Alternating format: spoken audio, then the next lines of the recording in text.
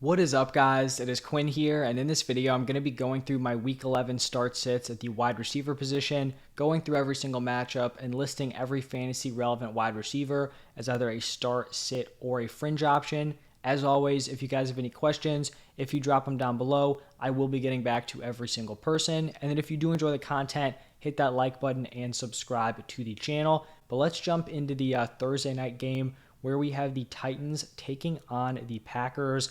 And looking at this Titans wide receiver room, it is rough. And I'm basically just going to be fading this entire wide receiver room. And I'm also going to be fading it on Underdog Fantasy Football because right now the over-under line for Robert Woods is sitting at 34.5 receiving yards. He has not gone over 26 receiving yards in the past 4 weeks. We also have Treylon Burks, who has just returned. I like Treylon Burks long-term, but, this year for fantasy, it just doesn't seem like it's going to come together. And then we're seeing a big game out of Nick Westbrook-Akine. So I don't think Robert Woods has that wide receiver one route participation locked up anymore. He's had that basically all season long, but now we are seeing some extra competition. So Robert Woods hasn't produced as of late, and now you bring in this extra competition.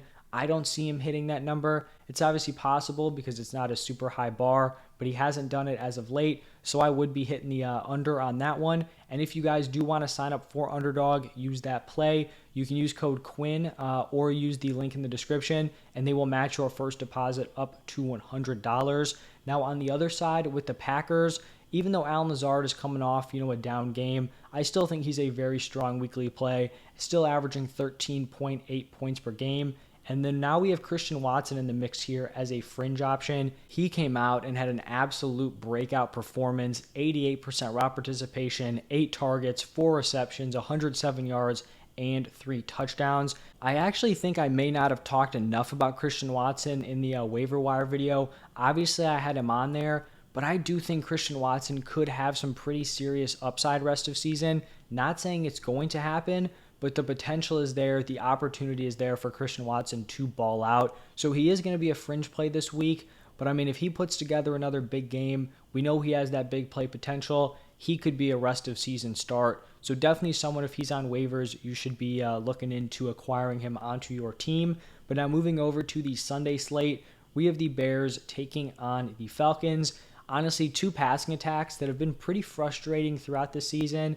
I think the Bears are, trending up compared to the Falcons, but I still think Darnell Mooney is going to be a weekly fringe start. We know there's not a ton of passing volume from Justin Fields, especially when he's going to be running it for like 150 yards every single game, but Mooney's still going to be getting his. He's still the clear-cut wide receiver 1, and I do think he's a decent fringe option, back-end wide receiver 3 play. For the Falcons, it hurts to have Drake London as a sit here. He is coming off of a pretty solid game, and this is a decent matchup. I just have a hard time actually, getting ready, setting my lineup, and throwing either Drake London or Kyle Pitts in there. And it's so tough because the talent is totally there. I think it's very possible Drake London is the best wide receiver from this class. He just hasn't really had an opportunity to display it because the passing attack has been so terrible. So I'm going to have him as a sit. If you're desperate, I don't think it's crazy to start him because you would be starting a very talented player. The situation just has not benefited Drake London this season. Now moving over to the Panthers taking on the Ravens. For the Panthers, we're almost in a similar spot here with DJ Moore, and Moore is honestly very close to being a sit. With the news that Baker Mayfield is going to be getting the start, that is not good for DJ Moore. So like I said, he is pretty close to that sit area, just barely makes the fringe. But we'll see where I have him in my wide receiver rankings, but not someone that I'm overly confident in this week. Then for the Ravens, I'm going to be sitting Devin Duvernay. With Rashad Bateman going down, just not a lot going on here at the wide receiver position. Then we have the Browns taking on the Bills. For the Browns, I think we continue to fire up Amari Cooper as a very strong play, and I think Donovan Peoples-Jones has earned the right to be a fringe option. Now, he definitely doesn't have a great matchup here against the Bills, but the volume this man has been putting together receiving yardage-wise as of late has been very, very impressive. He just hasn't gotten into the end zone. I think a lot of that just comes down to luck, honestly. I don't think it's a situation where, he falls apart in the red zone. Sometimes it happens. You go on these stretches where it just doesn't come together. Like we saw Tyreek Hill early on balling out, but the touchdowns weren't there. He's obviously, improved that over the last few weeks. Definitely not comparing Donovan Peoples-Jones to Tyreek Hill, but as I'm sure you guys know, touchdowns can come and go, not necessarily always coming down to how a player performs. So on the other side with the Bills, Stephon Diggs, obviously high-end wide receiver one week to week. Gabe Davis, I think he is startable, probably bordering between start and a fringe play. I say the same thing every week. High ceiling, low floor. You just got to accept it with Gabe Davis. If you don't love him in your lineup, I honestly would consider trading him. That's the overall strategy I've been talking about as of late. And then I do have Isaiah McKenzie here as a sit, but I do just want to talk about him a little bit here because basically all season long he's been in a committee for that slot role. Early on it was McKenzie and Jamison Crowder. McKenzie was producing, but he was still in that committee. And then it turned into McKenzie and Khalil Shakir once Jamison Crowder went down. But maybe this isn't a competition anymore for that slot role. He had an 80% raw participation this past week, so I do think he's someone to keep an eye on. If you're in a deeper league and you really need to be aggressive on waivers before guys have their breakouts, I do think he could be someone who's worth a pickup. If some of the guys I talked about in the waiver wire video aren't available, so someone to definitely look out for there in Buffalo. Then we have the Commanders taking on the Texans. For the Commanders, I will say this is probably going to vary a little bit based on the quarterback decision. In terms of fantasy, I would love to see them go back to Heineke. Honestly, even real life-wise, it just seems like Heineke can kind of get it done for them. But obviously, Terry McLaurin has seen a massive bump with Heineke at quarterback. So McLaurin is definitely going to be a start if Heineke plays. I think Curtis Samuel is a fringe option. He'll be involved. They like to get him involved in the backfield with some carries, but definitely not putting up the same quality of numbers as Terry McLaurin with Heineke at quarterback. I would say if it's Carson Wentz, I think the gap between McLaurin and Samuel does close, but I would still definitely prefer McLaurin at this point, just with what we've seen out of him over the last few weeks. And then on the other side with the Texans, this was honestly a really tough wide receiver room to kind of break down because we have Brandon Cooks, who was frustrated about not getting traded, basically was away from the team. He missed a game. He returned here in week 10. They stripped him of his captain badge or whatever, and then he didn't play like the full set of routes. Obviously, Brandon Cooks is typically going to be in like wide receiver one route participation. That was not the case this past week. It was Nico Collins getting those opportunities, and Nico Collins did have a solid day, real life and fantasy-wise.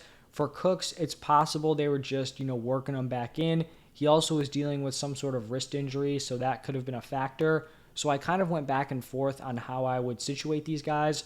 I ended up deciding with Brandon Cooks as a low-end fringe option and then Nico Collins as a high-end sit. So they're probably a little bit closer than, the designations would lead you to believe. But I just don't know how much I'm trusting these two wide receivers moving forward. Plus, I think it's possible that Cooks just gets bumped back up to his normal role, after 1 week kind of down in the route participation department. Now, switching over to the Eagles-Colts matchup. For the Eagles, I think A.J. Brown and Devonta Smith are both strong starts. We saw A.J. Brown get a little bit banged up in the Monday night game, and he did play the rest of the game. I don't think he missed a ton of snaps in there, especially later on in the game, but he definitely didn't look like his typical A.J. Brown self. So I think that may actually help Devonta Smith potentially get him a few more looks, and I do think like a slightly limited A.J. Brown will make Devonta Smith a start as opposed to a fringe option, which I think I've been giving him that designation over the past few weeks. On the other side with the Colts, I actually went with Michael Pittman as a start here. I know people are really kind of turned off with Michael Pittman. They're, pretty done with him as a weapon. I do just want to say, Michael Pittman with Matt Ryan at the quarterback position is averaging 15.4 points per game. That is strong production. They've gone back to Matt Ryan. They won the game. I think Pittman can be a strong play moving forward. And then I have Paris Campbell as a fringe option. He had a 90% raw participation this past week. And I talked about this in the waiver wire video. The last 3 games with Matt Ryan, 7 for 57 and a touchdown, 10 for 70 and a touchdown, and then 7 for 76 and a touchdown. So he's put together some big games as of late, and I definitely think is someone who can crack your lineups. Now looking at the Jets-Patriots in division matchup here, we have the Jets starting it off here. I have Garrett Wilson as a fringe play. Corey Davis as a sit. Now, I will say that if Corey Davis is out for this game, Garrett Wilson jumps up to a pretty strong start for me. We've seen Davis miss the last 2 weeks, and in those games, we saw Garrett Wilson go 6 for 115 and then 8 for 92. So I think Wilson does get a big bump if Davis is out. If Davis is back, I think Wilson is definitely more of a fringe option. On the other side with the Patriots, the only wide receiver that I'm interested in there is Jacoby Myers, and I like him as a very strong week-to-week start. That leads us into the Rams-Saints game, and I kind of talked about it in the running back start-sit video. I think the Rams without Cooper Kupp could be the worst offense in the NFL. Cooper Kupp was keeping this unit afloat, and now you're looking at a wide receiver room of Allen Robinson, who seems pretty done at this point, Van Jefferson, and Ben Skoranek. So all these dudes are going to be sits. I'm sure some of you guys are out there thinking like, oh, if Kupp's going down, there's going to be all these extra targets out there. And, that may be true, but the offense has to have some sort of, potential upside to want to play any of these guys. And I'm just not seeing it here with any of these guys. Like if Allen Robinson can't command targets behind Cooper Kupp, what's going to happen when he's getting all this extra attention, with Kupp out of the lineup?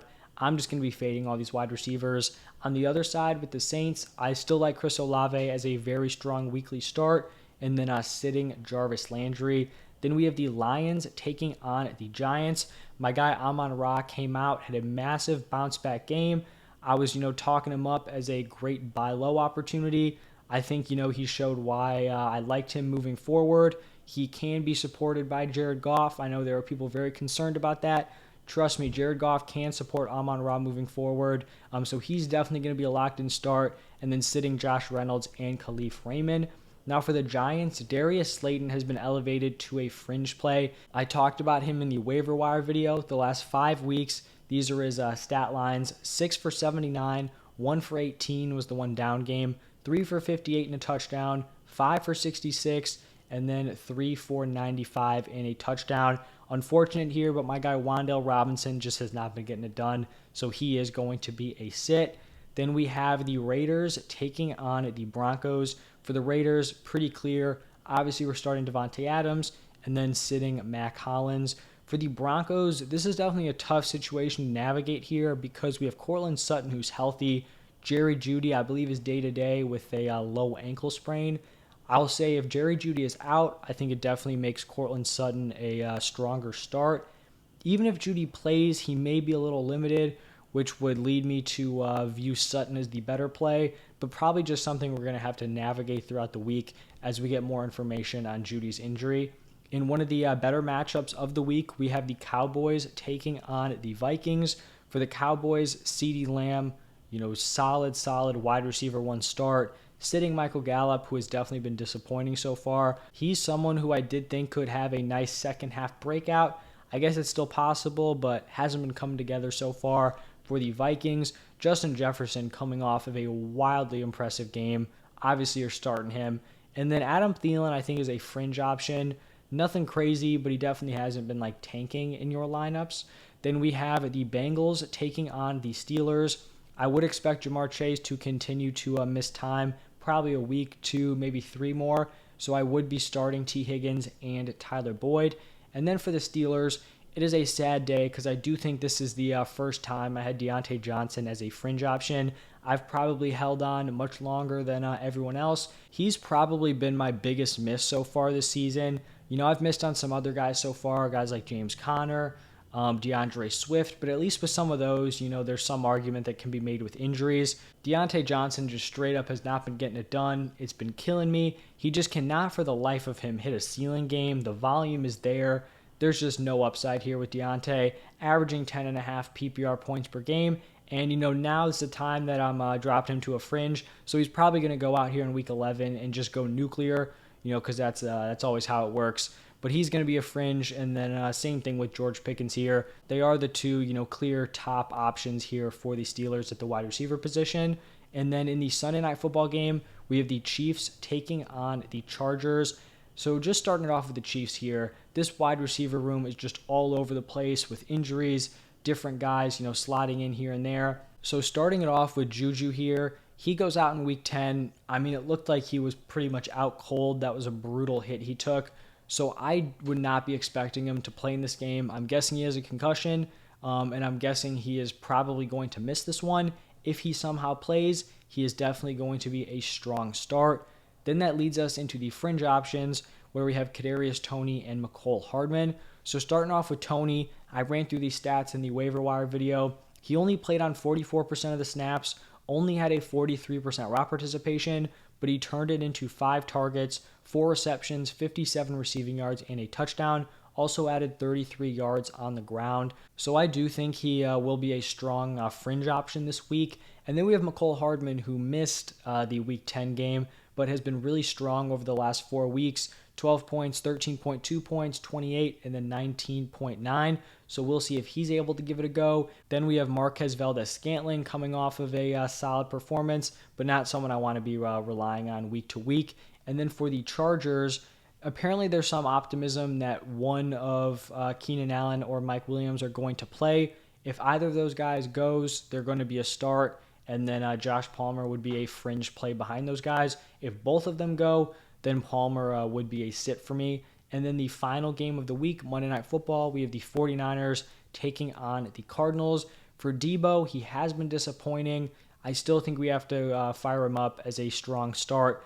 Brandon Ayuk has been wildly impressive over the last, I think, like 4 or 5 games. Continue to fire him up as a very strong play. And then on the other side with the Cardinals, DeAndre Hopkins, obviously a start. Rondale Moore, love him for as long as Marquise Brown is out. So that is going to wrap it up for the wide receiver start sits. If you haven't seen the running back video, go check that one out. Have the waiver wire, trade targets, sell highs. All those videos are up on my channel. If you guys do want to sign up for Underdog, use code Quinn, link in the description. Thank you guys for stopping by, and I'll see you in the next one.